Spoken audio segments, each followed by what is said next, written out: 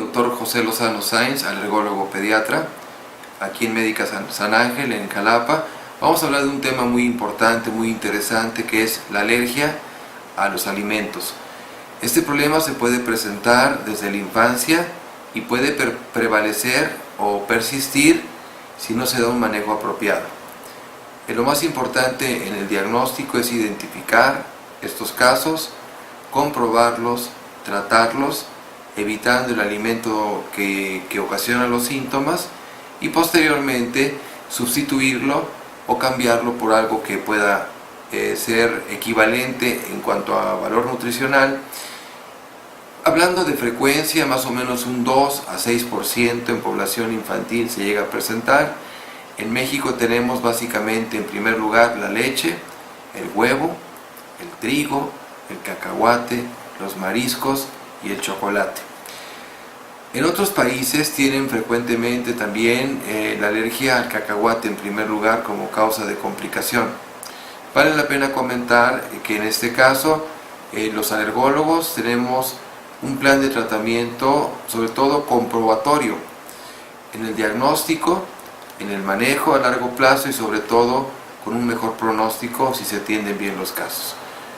Pasaremos ahora a explicar el caso. Iniciar ahora con una pequeña presentación hablando de lo que significa la marcha alérgica. La marcha alérgica es un término que se usa para hablar de lo que el niño empieza a manifestar en cuanto a síntomas gastrointestinales, sobre todo cuando hay alergia a alimentos. Posteriormente, el niño puede manifestar problemas dermatológicos, como sería el caso del eczema o dermatitis atópica. Vean ustedes el pico de frecuencia al año de edad.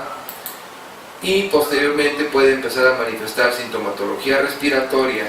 Todo esto habla de lo que es la marcha alérgica con síntomas iniciales de tipo gastrointestinal, vómito, diarrea, distensión, estreñimiento, cólicos, después problemas dermatológicos y finalmente problemas respiratorios que pueden ser con datos de asma o de rinitis.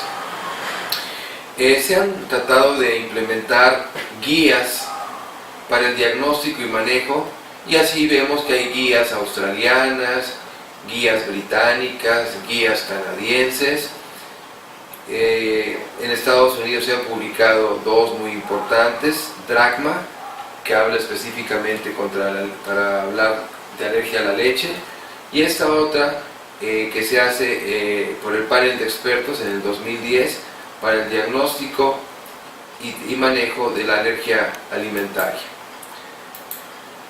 ¿Qué significa reacción adversa a alimentos? Es una respuesta clínica anormal secundaria a la ingesta de un alimento o un aditivo.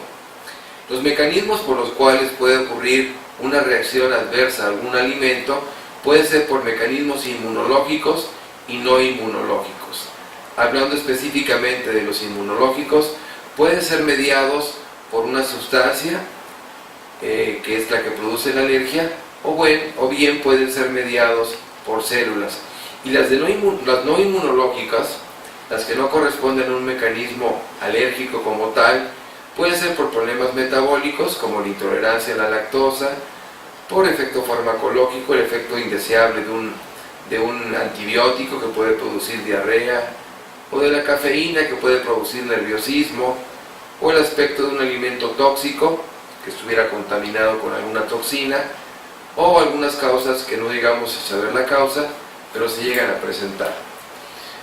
Saber la diferencia entre alergia e intolerancia es importante para evitar complicaciones, sobre todo falsos diagnósticos. La prevalencia de alergia a la leche se calcula del 3% en todas las edades. Cuando se hace una historia clínica y alguna prueba especial, se puede bajar el porcentaje a 1.6. La alergia puede empezar desde los recién nacidos y es más frecuente en prematuros. Se incrementa en preescolares, baja un poquito en la etapa escolar y en adultos puede permanecer con un 4%. Los factores predisponentes son básicamente la herencia. Se ha podido ver que cuando existen papás alérgicos hay mayor riesgo. También alteraciones en las defensas de la mucosa gástrica o bien en el intestino pueden favorecer que entre la sustancia y produzca la alergia. El mecanismo es el que se comenta aquí. Entra la proteína a través del tracto intestinal, es recibida por las células y estas células la pueden procesar para que el paciente la tolere o bien para que desarrolle alergia. Aquí entra una célula que se llama célula reguladora y es la que hace la diferencia entre la tolerancia y la alergia. La alergia se considera que puede ser la primera causa de anafilaxia, es decir, reacción que puede comprometer la vida. En salas de urgencias, un niño con anafilaxia principalmente es por alergia alimentaria. En Estados Unidos se documentan 30.000 reacciones por año y pueden fallecer 200. Es un porcentaje preocupante, puesto que el paciente, los familiares, en la escuela, todos tienen que estar informados de esta alergia.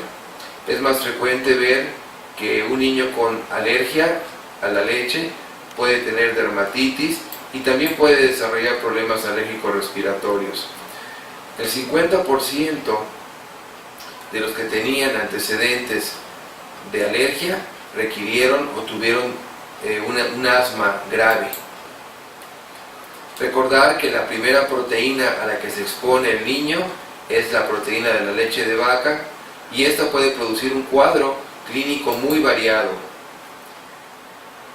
Es importante recordar aquí que los médicos deben saber muy bien que la leche materna puede ser el vehículo para sensibilizar. Si la mamá come alimentos que puedan provocar alergia, estos pueden pasar a través del seno materno y sensibilizar al niño. Es el caso de este pequeñito que tuvimos, el cual de 7 meses se presentó y existía el antecedente de la mamá con asma y una lactancia mixta a partir del 5º mes. Él manifestaba reflujo en forma importante, dermatitis y problemas que son sugestivos de alergia. Por lo tanto, se llevó con una gastroenteróloga, cambia la leche, pero observa que existían datos para pensar en alergia y lo refiere al alergólogo. Le hacemos pruebas y vemos que tiene una alergia muy fuerte al huevo, como se está documentando aquí, a la leche, a la soya y a los ácaros del polvo. Se hace una correlación entre esta alergia a través de la prueba cutánea y la determinación en sangre de la alergia, y hay una correlación positiva. ¿De dónde ocurrió esta sensibilización? Prácticamente de la lactancia materna. La leche que tomaba la mamá pasó al bebé, la soya que ingirió la mamá a través de galletas pasó al bebé, y durante el embarazo ella comió pasteles y durante su lactancia, y ahí fue la sensibilización al huevo. Por lo tanto, se sabe que entre más proteico, entre más alimenticio, entre más valor nutricional tenga el alimento, es más factible que produzca alergia. Tal es el caso de la leche, el huevo, el trigo. Entonces es muy importante saber diferenciar cuando existe alergia o no existe esa alergia. ¿Qué va a pasar con estos casos? Que el 62% de los niños, al crecer y llegar a los 12 años, pueden tolerar la leche. El huevo en el 37% a los 10 años. El trigo a los 12 años en el 65%. El cacahuate en menor proporción y la nuez en menor proporción. La alergia en el adulto es de peor pronóstico, sobre todo cuando ocurre alergia al cacahuate o a los mariscos, existe peor pronóstico, o sea, no se va a curar. En los niños tenemos una gran ventaja. Los síntomas que puede dar una alergia pueden ser dermatológicos, enrojecimiento de la piel, salpullidos, dermatitis, hinchazón de los labios, problemas respiratorios, tos, dificultad respiratoria, gripa, síntomas parecidos al asma y síntomas gastrointestinales que básicamente son vómitos, reflujo, diarrea o evacuaciones con sangre. Muchos de los síntomas son gastrointestinales, otros tantos dermatológicos, y es importante recordar que en estas formas de manifestación se han identificado cuadros clínicos como es el síndrome de alergia oral, cuando el niño se pone en contacto con el alimento y se le hincha la boca o se enroncha, o síntomas que pueden ir gravemente a tener cuadros de diarrea crónica. Y bueno, hay cuadros de esofagitis eosinofílica, en donde el paciente tiene dolor abdominal, dolor en el pecho, y puede consultarnos porque se impacta el alimento. El alimento no pasa por la severa inflamación que tiene el esófago, el niño rechaza el alimento, no crece, no se desarrolla y se queja de dificultad para comer. Los alimentos que más están relacionados con esto son huevo, cacahuate, soya y leche. Este es un cuadro muy delicado que se llama enteropatía, donde el paciente se desnutre y básicamente es un cuadro relacionado con leche y huevo. Se llega a alterar severamente el intestino, se inflama como pueden ver ustedes aquí. La constipación también se ha asociado como alergia a la leche, sobre todo. Niños que tienen constipación crónica se han podido relacionar con alergia a la leche. Se cambia la leche y el paciente mejora. O pacientes que hacen evacuaciones con sangre, con diarrea y son básicamente relacionados con leche. Otros casos también raros, pero que llegamos a verlos, como es la gastroenteritis eosinofílica, también por leche, o síndrome de Heiner, donde el paciente puede tener problemas respiratorios muy graves, relacionados también con leche. Entonces a estos pacientes se les debe suspender el alimento, en este caso la leche, y sustituir por otra leche.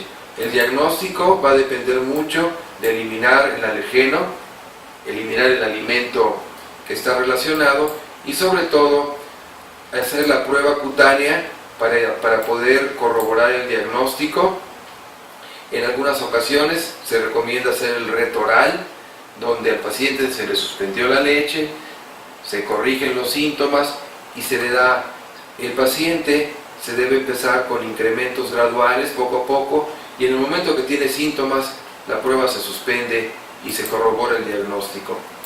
Como comentaba, las pruebas son muy importantes, ya vimos el caso del niño en el cual se documentó, también hay pruebas que se hacen por medio del método de pruebas de parche, en donde el paciente puede evidenciar una reacción fuertemente positiva, una reacción donde puede presentar reacción hasta con la presencia de inflamación severa y reacciones que son irritativas o negativas.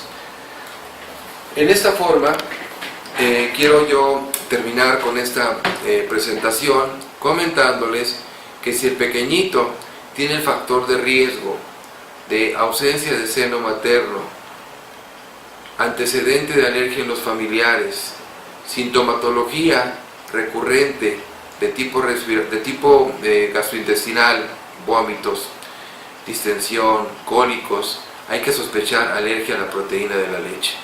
Y aquí lo más importante es hacer el diagnóstico tempranamente para evitar complicaciones y que no exista este peregrinar de cambios de leche sin tener la evidencia de comprobar exactamente qué es lo que está provocando el problema. El pronóstico es muy bueno y lo vamos a poder ver en el video próximo, que es la segunda parte de esta charla de alergia alimentaria, donde tenemos la evidencia de una pequeñita que nos visitó el día 17 de su vida. Hicimos el diagnóstico y la niña tiene 6 meses curada.